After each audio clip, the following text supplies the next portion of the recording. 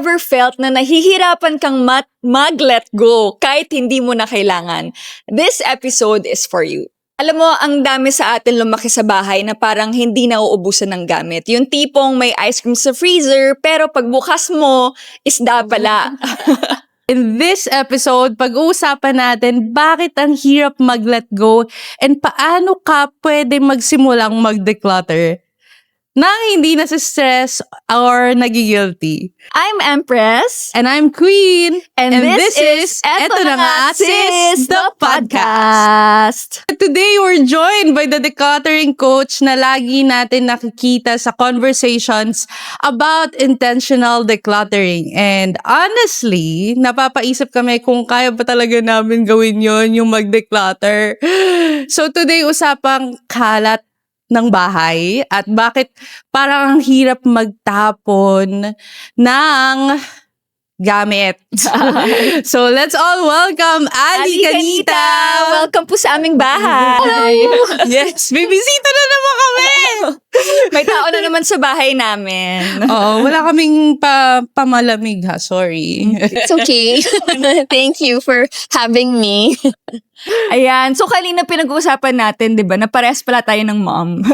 Parehas True. din tayo ng bahay na kinalakihan kasi nga, 5 din kami magkakapatid. Mayroon ding 5 kapatid si Miss Ali. At lumaki din siya sa nanay na hoarder. At ganun din po ang nanay na kinalakihan namin. Marami pong gamit ang nanay namin. Until now. So, malaking tulong si Miss Ali sa atin today. Kung paano mag-deal sa mga nanay ba or sa clutter natin sa bahay. So sa'yo po, Miss Ali, ano sa tingin nyo yung pinaka-classic na batang 90s bahay item for you? Kung gamit ko, Walkman. Na merong kasamang song hits. Oh, ang dami ring nun, kalat yon. Pero kung gamit ng mommy ko, alam niyo yung punch bowl? Oh, yung bilog. Yung bilog na malaki, tapos may sasabit kang mga... Yung mga cups na sinasabit. Yun din, doon nilalagay yung mga juice. Di ba? Okay. Alam mo yun? Oo, may nakita akong ganun kay mama. Yeah, yun, pinaka-classic. Favorite mo yun? Yun yung memorable for you? Yun yung memorable, parang sagot gulaman, doon nakalagay. Pagka may party, doon nakalagay. Pero parang nung nandun ako sa China cabinet, parang hindi naman natin to ginagamit, ang tagal na. Oo, may ganun din tayo. As in talagang, pag binuksan mo yung cabinet namin sa kitchen ng mama ko, makikita mo, puro mga plato, puro yun, punch bowl, tapos puro mga cups, tapos never naman ginamit Pero yun. hindi ba design yun for them? Parang, kasi parang collection, ganun, gusto nilang nakikitang nakadisplay. Pero yung iba kasi, maganda yung lalagyanan, maganda kung saan nakalagay, maganda tignan. So, kapag maganda ba siyang tignan, kahit marami siya, considered as ano ba yun? Okay lang? Or dapat na bang i-let go? Kasi luma na. Depende sa intention talaga eh. So like, mga bagay sa spaces natin, may rason kung bakit nandun sila. Pero kung ang rason nila is for display, at mukhang display naman, Like yung China wares. yun. Okay lang yun. Kasi usually collection siya or talagang pang display ng, as in, parang decor, ganyan. Pero kung tambak naman talaga, tapos, Paano kung mukha siyang tambak pero inayos? Ano yun? Sabi mo, mga plastic na di ba uso dati yung mga plates na plastic lang? Pero may design, ganyan. well, depende kasi kung ang idea is sayang magagamit pa to, pero hindi naman talaga ginagamit. Yun, clutter talaga. Pero kung design na tipong napamana siya, galing kay lola, or parang may value talaga tipong Chinaware na mamahalin, yun yung medyo parang pwede pa siyang pang-design. Pero kung wala lang, collection lang, para mas mukhang maraming laman. Oo. Para mas mukhang, I don't know, mukhang mas mayaman kasi maraming nabili. I don't know. Tama po ba yung sinasabi nila na kapag hindi mo na siya nagamit for more than a year, you have to let go of it? Depende siya kasi so the decluttering that we do, depende siya talaga kung asang stage ng buhay ka na. So, meron kasing mga bagay na alam natin in 1 year, wala na talaga. Hindi na natin talaga magagamit. Na sure na tayo. Pero may mga bagay na pwede siyang maglast. Kunwari, sentimental items na pwedeng mapasa sa anak. Kunwari, wedding dress. Kahit matagal mo nang hindi nagalaw, pero alam mong mapapasa mo siya. Kunyari, branded siya or sikat na designer na alam mong pwede pang magamit. Then, parang siya, depende talaga how you see your life happening. So, kunwari, may mga tao na, na 1 year na, hindi pa rin nagagamit, pero parang yun pala ay because nagre-recuperate pa from a disease or an illness na pwede pa nilang magamit ulit. Then, kasama pa siya sa plano niya sa buhay, pero kung hindi na siya talaga, tipong damit mo 1 year na kasi nanganak ka na, damit mo pang disco, hindi mo nagagamitin. Or because the size talagang hindi na siya pasok talaga, kaya 1 year, hindi na talaga magamit. Then, those are the things na parang pwede na natin talaga let go. Or mga 1 year, kunwari sa mga students, mga 1 year na nilang nagamit, the next year they won't use it because it's another school year. Literally, outgrown na nila. Then yun yung mga bagay na pwede nang i-let go kasi hindi na siya magko-contribute sa buhay natin ngayon at saka sa immediate future natin. Paano yung mga Tupperware or yung mga plastic ng ice cream? Di ba yung ice cream tub? Yung mama namin, ang hilig magtambak ng ganun. Kasi daw baka magamit pa. So yung mga ganun ba, declutter worthy na ba yun? Or, kasi ginagamit naman pero madami. So, ang tanong is, gano'n kadami ang enough? Kasi kung kunwari isang cabinet mo puro ganun na siya, pero ang ginagamit mo lang naman 3 at most 5, pero ang meron ka 20 or 50 or whatever, then yun talaga yung clutter na literally hindi mo na talaga siya magagamit at pwede pa siyang magamit ng iba or pwede pa rin siyang magamit sa ibang bagay, hindi lang para sa ref. Right? So parang siya, so ang decluttering is, clutter ay mga bagay na pinospone lang natin yung decision. Clutter na hindi lang na tayo nagdesisyon kung kailangan pa ba natin to or hindi. Or mga bagay na hindi na natin talaga nagagamit pero nandyan pa din siya. Iba naman din kasi yung magulo lang. Magulo lang is pagka inayos mo okay na. Pero pagka-clutter is nag-ayos ka pero ang dami pa rin na dun sa floor. It means may mga bagay dyan na wala na talagang saysay sa buhay mo pero nandyan pa din. Galing Ako may tanong. What if, yan, si Empress. parang guilty ako dito. Yung mga bagay na gusto mong paghintayin, like, diyan ka lang kasi magagamit pa kita. Hindi ko alam kung kailan, pero feeling ko magagamit pa kita. Ano talaga yung totoo? In denial lang ba talaga ako or... It could be na in denial.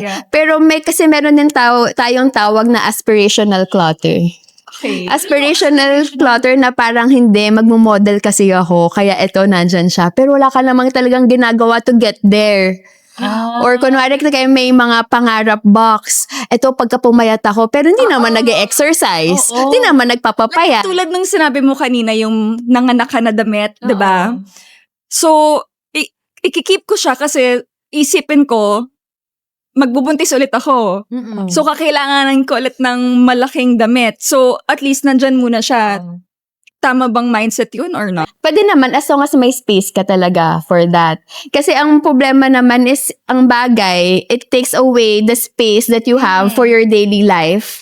Na tipong wala ka ng space kasi alam kong magagamit ko siya in the future pero nakaka-affect siya sa buhay mo ngayon. Tipong kung meron kang paglalagyan, well then, and good. And kasama talaga siya sa plano mo na within the next 5 years, magbubuntis pa ako or whatnot.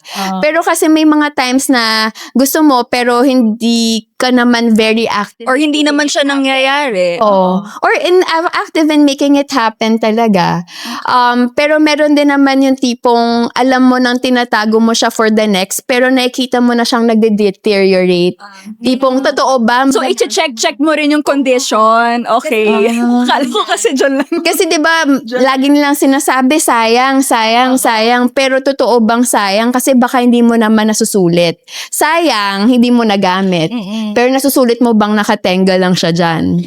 Parang 'di ba, it kind of like it's parang you're looking at it in a way wherein sayang siya dahil binili mo pero hindi mo nagamit. Yeah. Pero sayang din siya dahil yung gamit hindi nagagamit. Oh, so maraming sayang. 'Di ba? Oo. So, isipin mo na lang, paano ko bang masusulit to? Correct. So, masusulit ko ba siya in a way na, pagka binenta ko, edi sulit na ako? Kasi hindi ko naman talaga siya magagamit eh. Nakatambak lang siya eh. Or sige, susulitin ko na to, susuotin ko na siya kahit hindi pa ako ready sa tiyan ko or whatever. Dahil, why not? Yung mga ganong bagay ba?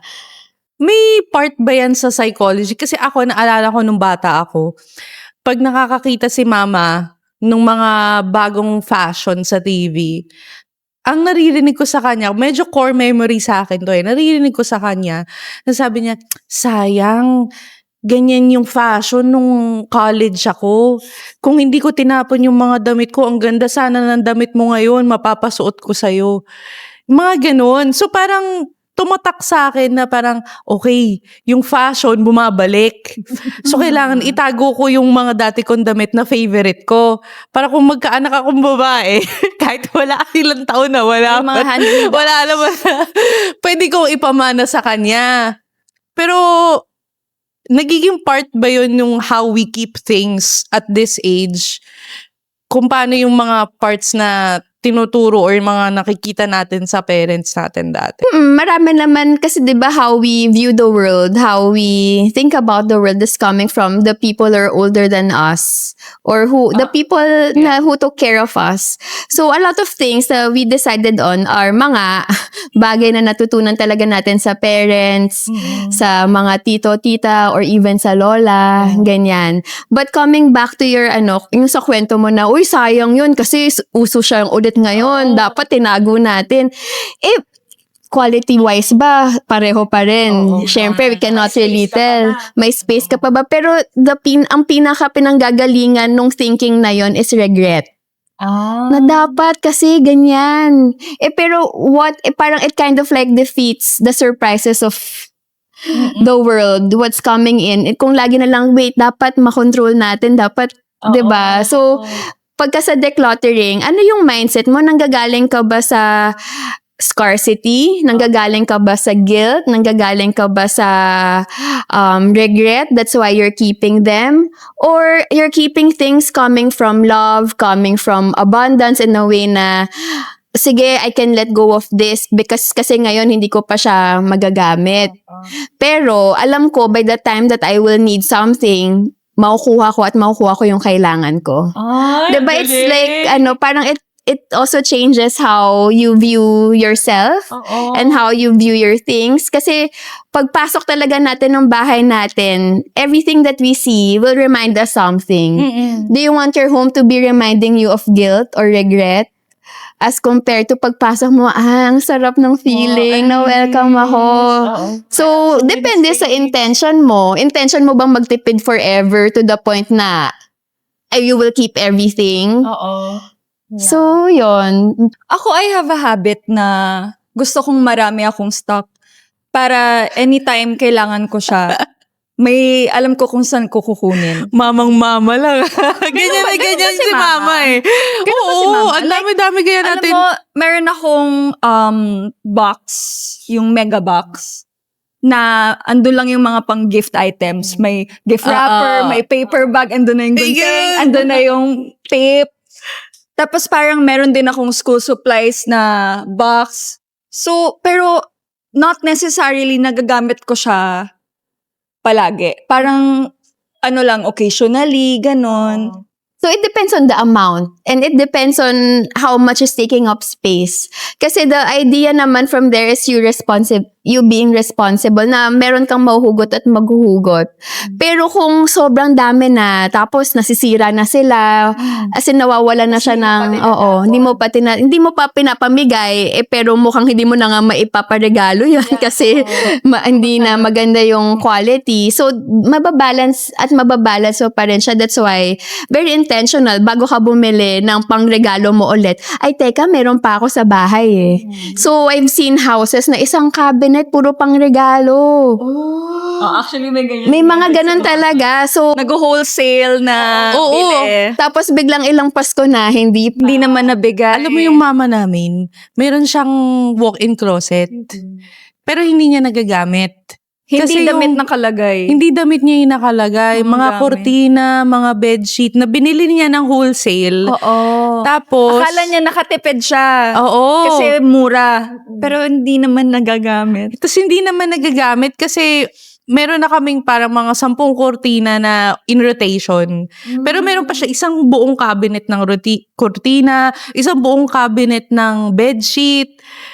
So yung mga ganun ba? Ano ba yung parang binamimigay na ba yung ganun? Bebenta? Depende kasi sa kanya. May rason kung bakit ganon. So, it could be, iba't ibang types of clutter, di ba? May sentimental. That's why we keep things because may sentimental value siya, may memory siyang nakakabit doon. May mga tao din talaga na they keep things because of, ay, ang mahal nito nung binili ko to. Nakamura nga ako, pero malaki yung ginastos ko dito. Tapos, meron din naman na iba na nagkikeep sila dahil ito yung idea nila of what a perfect household could look like. Or something. So, parang aspirational din ulit, right? So, like for her, it really depends on why she's keeping it. Pero malamang sa malamang dahil sayang. Oo. Right? So, that's why ang question is, how much is really enough?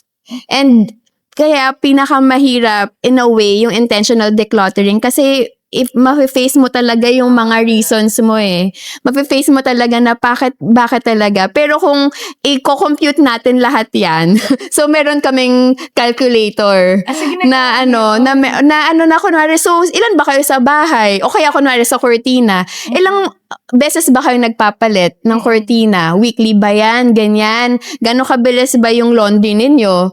Kung ang laundry ninyo ay every week pwede kayong makapaglaban ng kortina or what, so pwede kayong dalawa. Anything beyond 2 is more than enough. Excess na yun. Excess na talaga yun. So kung meron kang 10 in rotation, tapos meron ka pang stock, it's really a lot.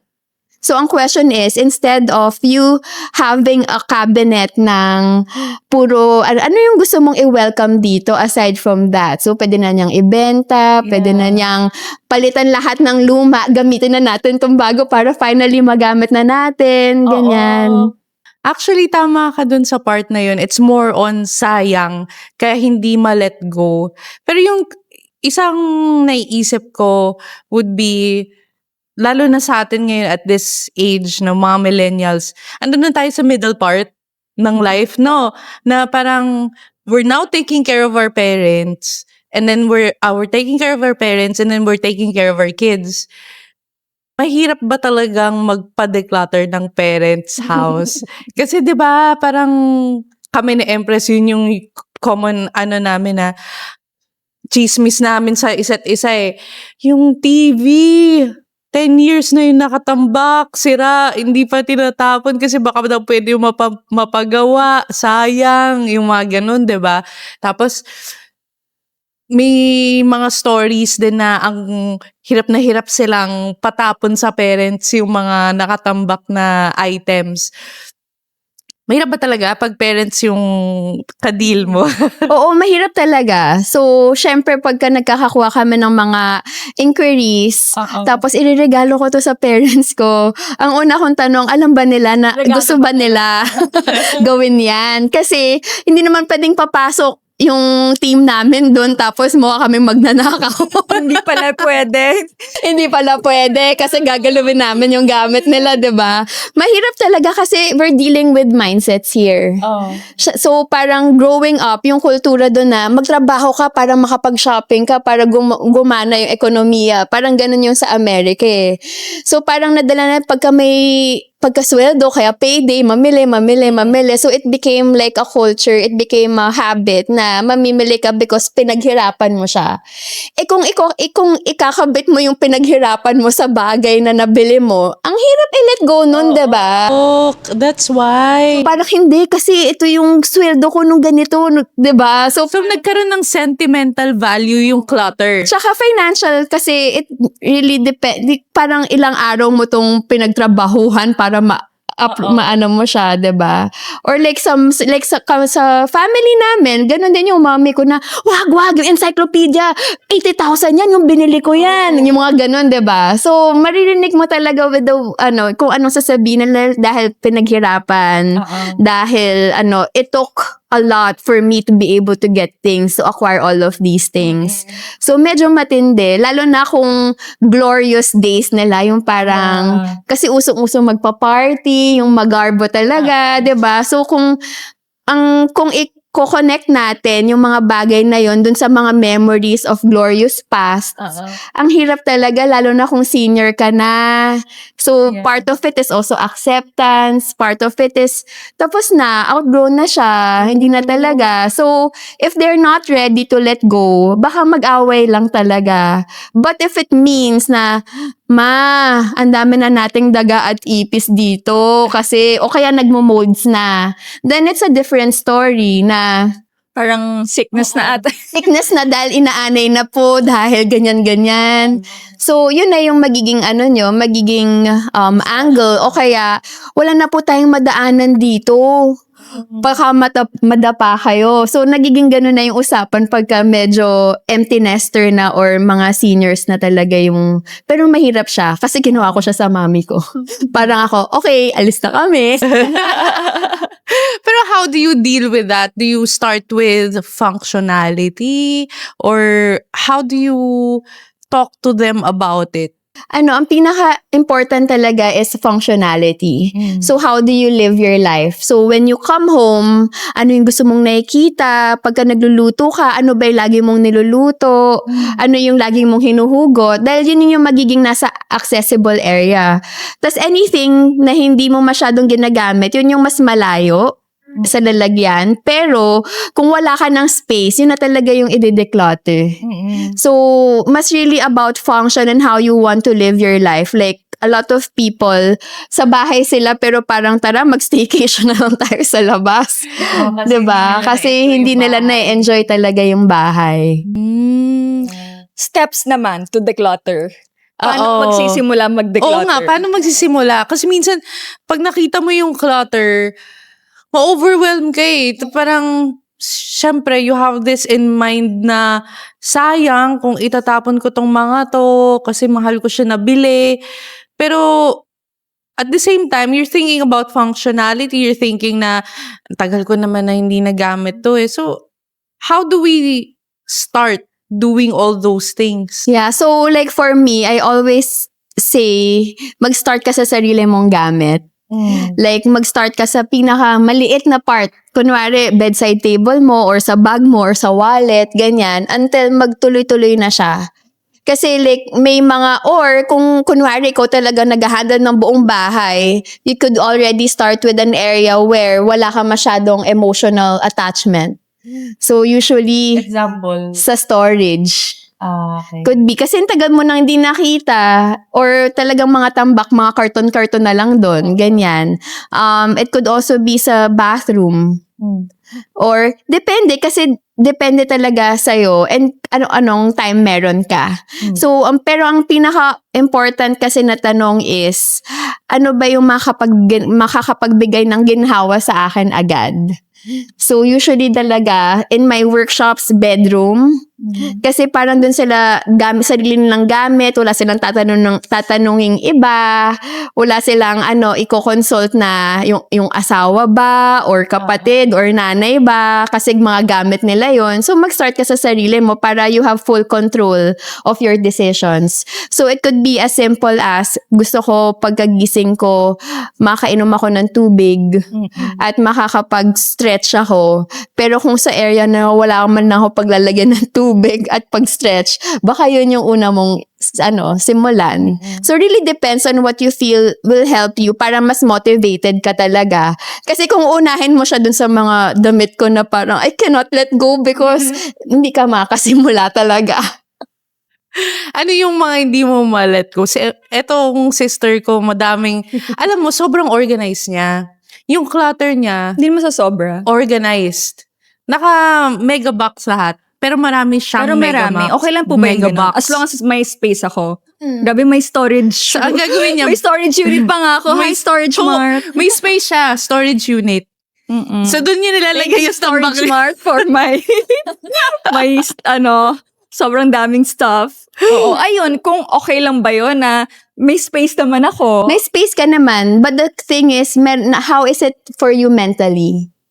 Gusto ko kasi ayoko din kasi ng kalat. Ayoko din ng masyadong maraming gamit. Ayun, yung mga pinaglumaan, minsan hindi ko alam saan ibibigay or bibenta ko ba. Like, yung mga damit ko din, mayroong mga sizes na small, tapos may XS pa. So, iniisip ko, baka pag mas pumayat ako, magamit ko pa to. So, dyan lang muna kayo. So, first is really reality check for you. Sa mga sizes na yan, ano ba yung mas makatulong sa akin emotionally? Or baka naman I'm being too hard on myself? Or depende talaga eh. So, like for clothes, you can go back to, okay, ano ba talaga yung gusto ko? If it doesn't hit me right now, if it's not so painful, then maybe I can keep it. But after a while, you will also realize na yung may mga quality dyan na, alam mo, yung puti na naninilaw na, may mga ganun. So,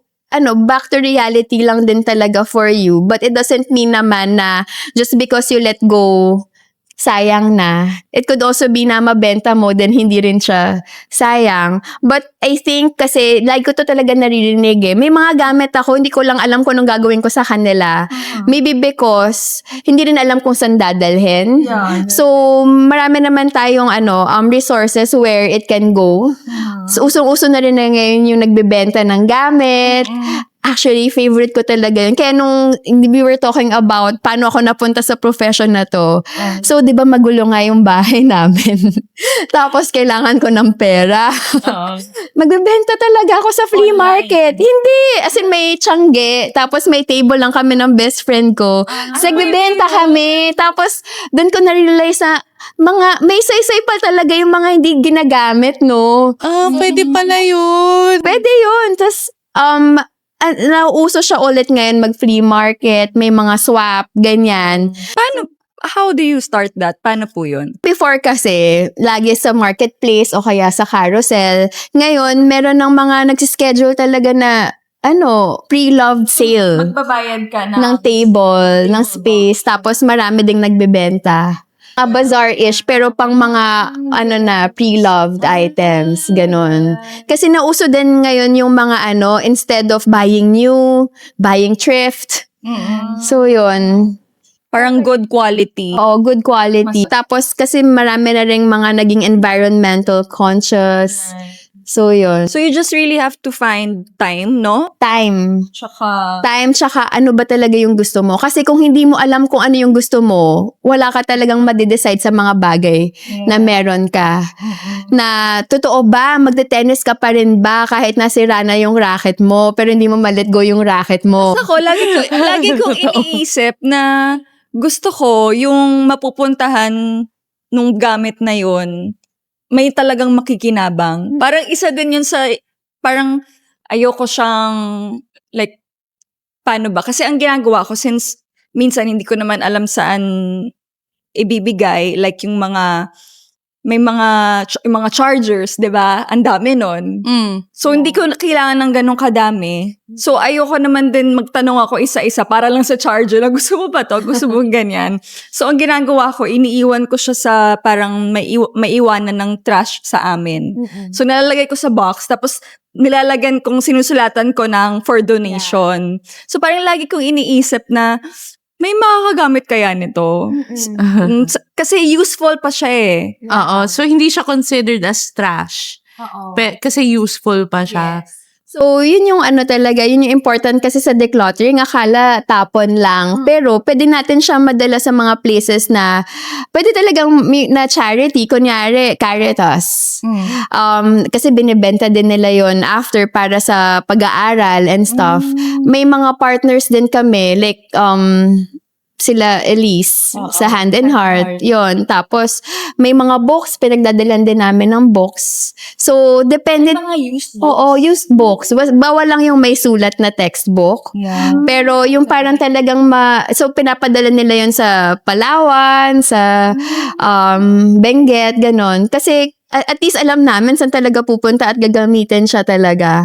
So, feeling ko yun naman din talaga yung pinaka-hold back ng ano na parang sayang, pinaghirapan ko yan tapos tapon lang. Well, pwede natin ibenta, pwede pang may ibang makinabang, ganon. Minsan may mga books na parang may pagka-sentimental kasi you like the book. Yeah. Pero ayaw mo naman siyang gawing collection kasi wala ka naman ng space for the collection. So, iisipin mo, ano ba, itatapon ko ba to? Kanino ko ba to i-donate? So, if there's a way na gawin yun, na may ipasa sa Caritas, ipasa doon sa mga book, donation drive. Book donation drive, ganyan. Even yung mga electronics So, pwede pa rin sa kanila, pero pwede din naman if sira na, may recycling. So, meron na rin mga recycling set. Kasi sa ibang bansa, parang dalhin mo lang, alam mo nang i-recycle. Pero dito, parang you're not really super sure. So, meron na rin mga companies na recycling, may drop-off sila. So, kailangan mo lang talagang hanapin saan yung mga designated places for that. Talaga. Yung mga mall. Sa mall din meron silang mga lalagyan ng mga maliliit na. So, kailangan talaga effort, no? Oo, kasi time ako, talaga, time. tinatamad kasi ako sa ganun. Parang, okay, alam ko na kung saan dadalhin. Tapos, wala na, tatamarin na ako. Kasi syempre, iaano mo pa yun, ipapak mo pa yun, ganun. Nakakatamad siya. Ano ba yung tamang mindset for that? Para hindi ka tamarin. Oo, kasi minsan makikita mo I need to declutter this. Oh, I'll put this on the side kasi isosort ko siya. Pero 1 year later, hindi mo pa nasosort. So, ang tanong is, para saan mo ba talaga siya gagawin? Para Like, kunwari, dahil Gusto mo lang sabihin mong, gusto ko lang mag-declutter. Oo. Pero, like, I just don't have the drive na gawin na siya. Yun lang. Simpleng katamaran lang, gano'n. yun, kailangan maging clear for you, ano bang makukuha ko pagka ginawa ko na to? Kasi for some people, meron sa kanilang talagang mararamdaman mo yung pain na pagka hindi ko to ginawa ulit, babalik ako, tapos may inis na naman ako, tapos usually, yun yung mag-move sa kanila forward. Meron ako isang client na parang, hindi ko siya ginagawa kasi nakakatamad. And then, after coaching, dun niya na-realize, actually, sa totoo, gusto ko magkaroon ng space dito para makapag-piano na ako ulit.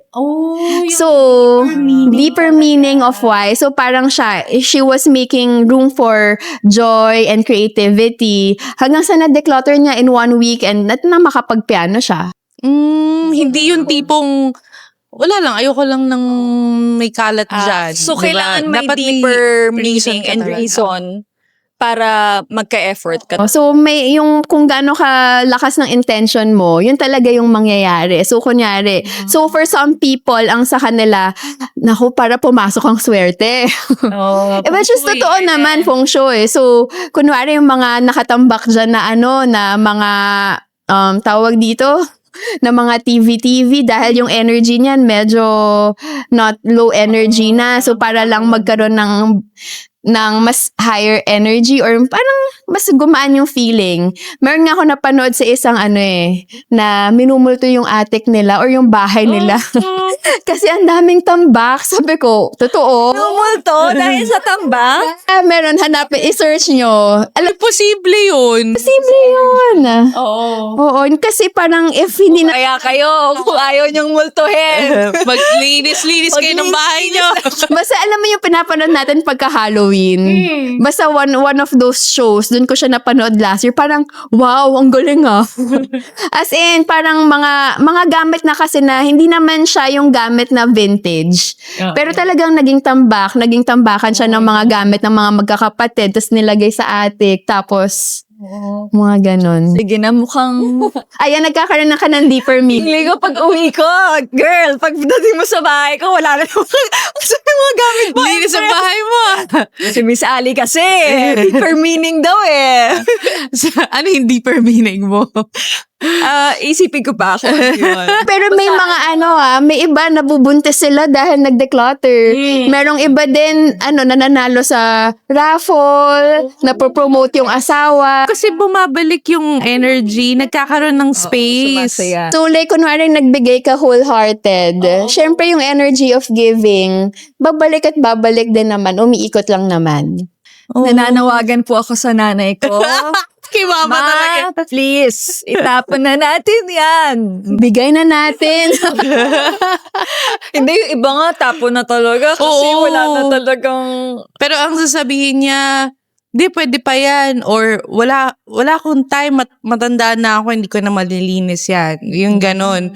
Kung gusto nyo kayo. Eto May ganun pa siya. nakakatawa sa bahay. Eto recently lang nung birthday ni Erard, months ago, naging model kasi ako ng cologne.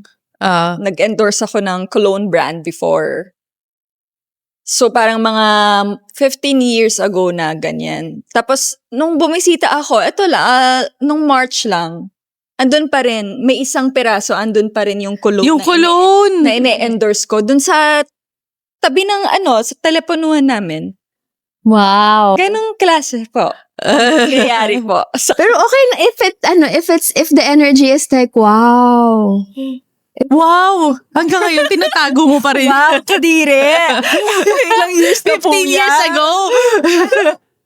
Depende talaga. Kasi Pero kay mama siguro sentimental yun.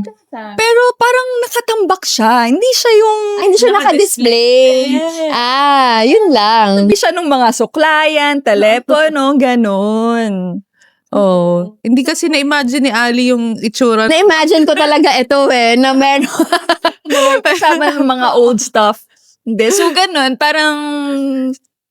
yung mga siguro sentimental values. Pero siguro yung Ang hindi ko sentimental for her, for us, mukhang clutter. Pero kasi nga, hindi nga siya like nakalagay sa Nakaayos. isang cabinet, ganon. Hindi siya yung pinagsama-sama na ito yung mga sentimental value for me. So, pagsasama-samahin ko siya, hindi ganon. Parang kung saan ka lumingon, ay, ito yung ano ko dati ay, ito yung ginagawa, ganon. Kailangan lang nila ayus-ayusin na lang. Kailangan lang. Kung ano talaga siya, if it's something that really makes them feel like, naalala ka nila, nung time na yon ganyan. Kasi it's worth displaying. Pag nakikita niya yung cologne, no? Empress. Reminds me of my daughter. Ito yung dati niyang ine-endorse. Yung pala yun. I love it. Dami ko natutunan. Dami ko nga apply. Mag-apply ka na kay Ali. So, let's start a game. Oo, Ayan. may pa-game kami dito sa sa episode na to. Madali lang naman. So, this game is called Keep or Let Go. Okay. So, simple lang naman. Sasabihin namin yung mga item, tapos mag-answer kami, tig-isa.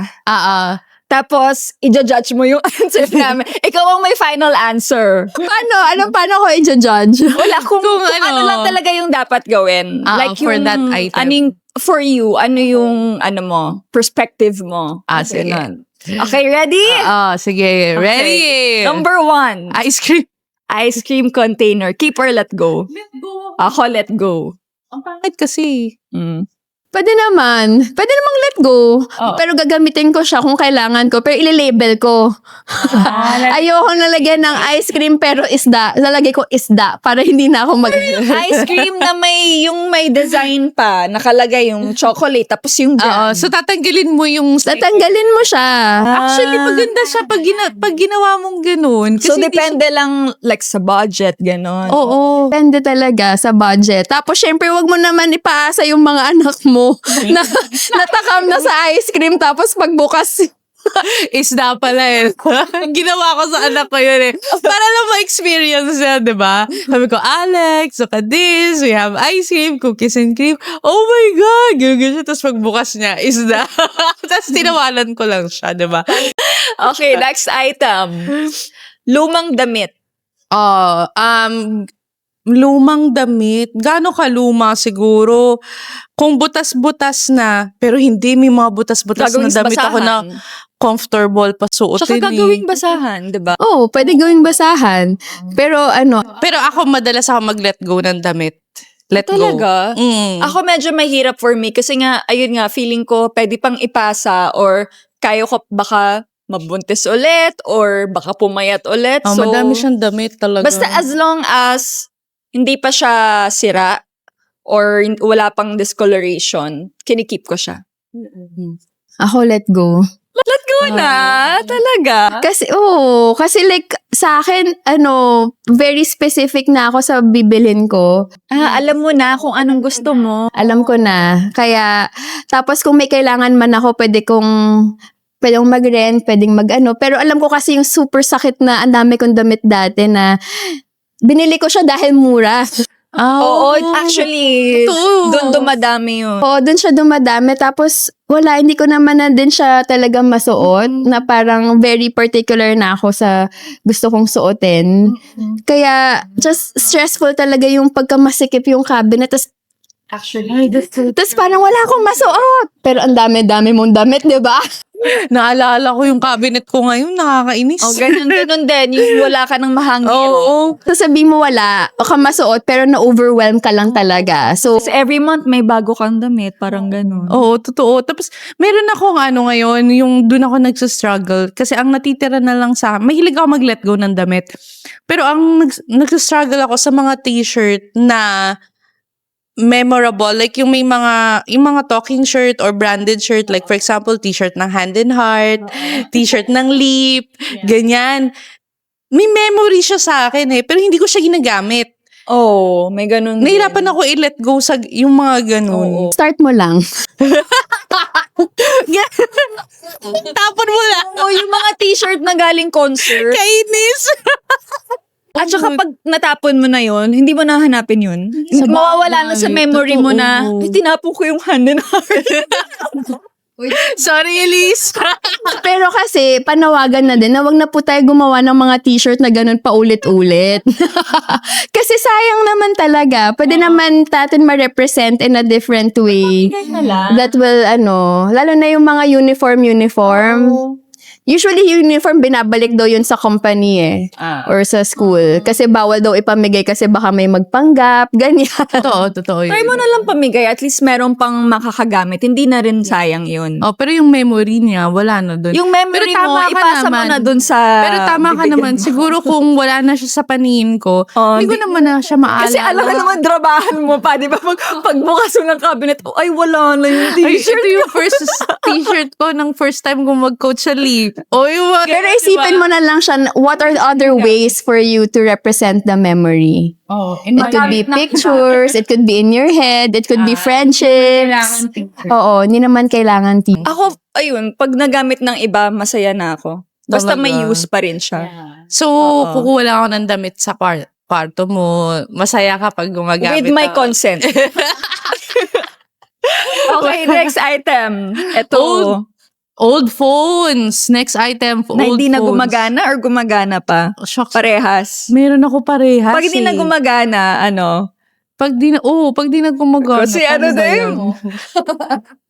Hindi ko alam Din kasi yun memorable din kasi yun Hindi, tsaka minsan, pag almaw screen, di ba, iniisip ko minsan, pag dinala ko to sa Green Hills, baka mamaya 300 lang naman paayos yung screen, pwede ko pamigay sa iba.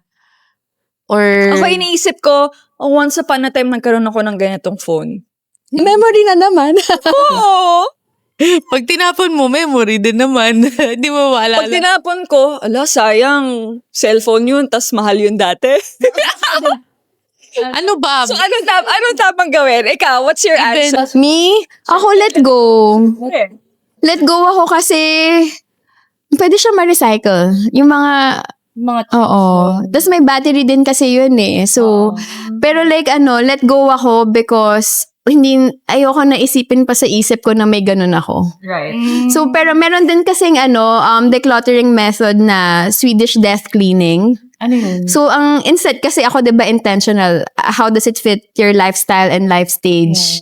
Pero yung sa Swedish death cleaning, it's about, pagka namatay ako, ito pa ba yung papadesisyonan ko sa kanila? Oh my God, ang heavy, no? So heavy, na parang na gusto ko nila, pagka namatay sila, wala na masyadong abubot na kailangan isipin pa nung mga, oo.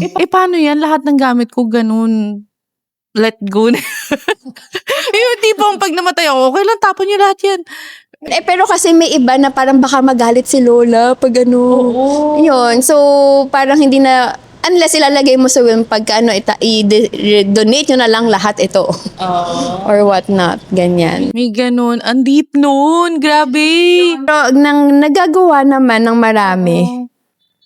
O ikaw, marami ka bang ikikip sa bahay mo? Yung tipong pag namatay ako, keep nyo lahat yan? Ganun ba? Or may mga items ka na Bala na sila. bahala na sila, di ba? Patay na Pwede ako. na nila itapon yun, pamigay, di ba? Actually, What makes it different now? Oh, Oo, di ba? Oo nga, wala nga difference. Totoo yun. Actually, try ko nga. man ang bagay lumilipas, wala namang permanente. So yung mga t-shirt ko, diba, ngayon na-imagine ko, no, naisip ko, pag yung mga t-shirt ko, pag nawala na ako, sasabihin ba ng anak ko, ito yung first t-shirt ng mama ko nung first time siya nag-coach. Hindi naman, diba? Hindi niya ba niya alam yun eh. Hindi niya maisip yun. O kaya, ano kaya sabihin ni Elise pag tinapon ko to? Oo, hindi niya ba niya maisip yun. Ang galing ng method na yun. Ang galing ng method na yun. I like it. It takes away the guilt. That's so true. Ito naman next item, childhood toys. Oh. Keep or let go. Depende kung collectible or Kasi merong mabenta yung mga Voltes 5 na collecting, mga ganon. Value pa, yeah. Oo, kung may value, keep. Childhood toys. Kung wala na, Ako, let na go. lang, give. Let go. Pwede. Oo. Let go ako. Kasi, yun, yung anak ko, di naman din nilalaro na. Sayang din naman. So, it doesn't fit the life stage. Oh. Yan. Kasi nga may life stages pa. True. Okay. Love letters. Ayan. Kanino galing? Alam mo yung love letters Friends sa or meron pa akong box nun. Buti ka pa. Kuko pa rin yun. Ako, meron ako maliit na lang. Sinelect ko na. Yung gusto ko, yun. Basta may tama siyang storage for it, ganon. Tsaka hindi naman nag-take up ng... You don't need to keep all.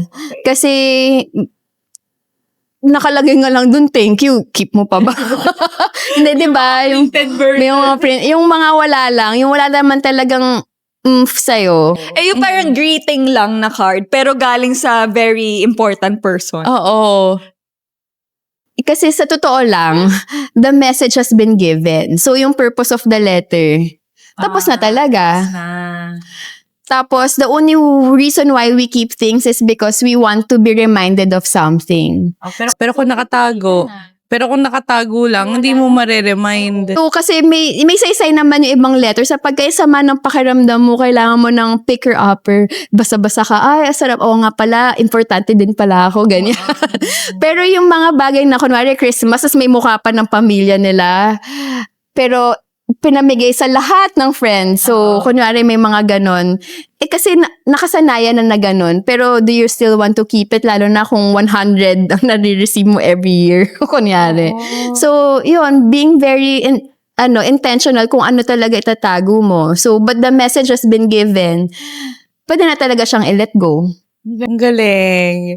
Pero yung mga cards nga na may mukha pa nila, yung tipong pag itatapon mo na, mga sumama loob nitong mga taon to eh. Nakatingin pa sa'yo. Nakangiti, biglang naging sad. Okay, last item. Kitchen item. Siguro ito yung mga doble-doble. Doble-doble na Doble-doble pants, na. doble-doble Pero iba-ibang na brand. Ang brand yung gusto mo. Or let Anong go. brand ba? Kasi, Or iba-ibang... Kasi di ba may iba, same lang sila, pero iba lang yung sizes, iba lang yung konting structure. Ikikip mo ba yun or let go? Pero dumadami na siya. Hindi. Ako for me, let go kapag marami ng kaparehas. Kaparehas. Ako din, let go. Isa lang kailangan ko. Oh. Isang size, isang style, diba? O, ganun nga, let go ako. Yeah, ako din. Let go. Oo. Love Kitchen it. items, so, halatang hindi tayo, tagaluto. Hindi, pero ano talaga. Pero hindi naman kailangan na napakadami talaga. Oo. As in, meron nga iba, galing pa sa wedding 20 years ago, di pa nabuksan yung box eh. Kung may isa kang gustong sabihin sa lahat ng nakikinig ngayon, ano yung parting words mo for them? Ano ba talaga yung gusto mo? Kasi kung alam mo na kung ano yung gusto mo, alam mo na rin yung mga hindi mo gusto. At yun yung mga i-declutter mo.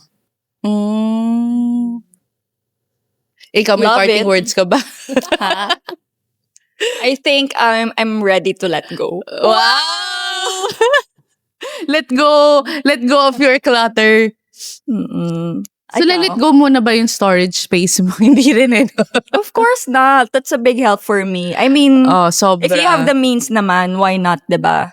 Basta, ayun lang, siguro sa ano lang talaga, sa mental health, dapat, clear Clear. lang din yung mind mo. Hindi yung, it's making you, 'di ba? It's making you feel worse or nahahaggard ka dahil sa mga kalat mo. True. Pag ganon, you have to let go na. Pero, so far, okay pa naman ako.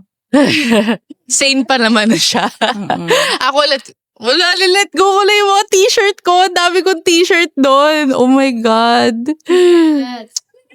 Magle-let go ako next week. Ay, hindi pala. Naka-travel ako next week. So, after that, delay na lang. Thank you so much! Thank you. so much. So, yung sa minention mo kanina that you have decluttering business, tama ba? So, can you share more about it? We have a decluttering business.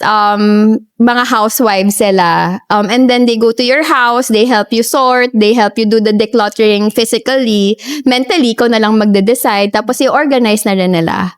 So, that's what we So, where do. can we find Ayan. You can look for us on Facebook or Instagram. It's called Clean Greenius. Green news. So green news. O, kasi pinapadala din namin siya to different, din-dispatch namin yung mga na-declutter to different communities and charities para wala ka nang iisipin pa kundi mag-decide na lang. Wow! Oh my God, may social involvement pa. Ayun, maganda yun. Yung parang alam mo, kung pag tinapon mo sa kanila, Sila naman, wala ka nang sa iisipin. magandang lugar nila dadalhin. Kailangan ko yan Kailangan na Empress yan. Kailangan din ng nanay ko yan. Kailangan niya ng maraming tao. Yay! Thank you, guys! Thank you, Miss Ali. And of course, thank you, everyone. Yes, kung nag-enjoy kayo sa episode na to, don't forget to follow us, leave a comment, and give us 5 stars dito sa ating Spotify. And till next time, thank you! And we want to say thank you also to our sponsors for this episode today, Taza Coffee and Hot Dish. Thank you very much. Bye! Bye!